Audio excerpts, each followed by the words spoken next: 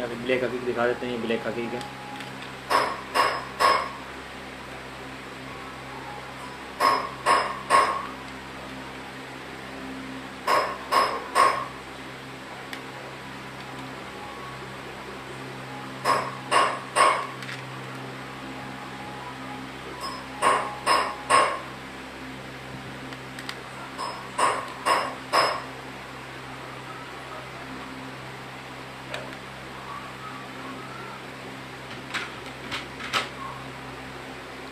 ये आपको फिरोज़े मिल जाएंगे।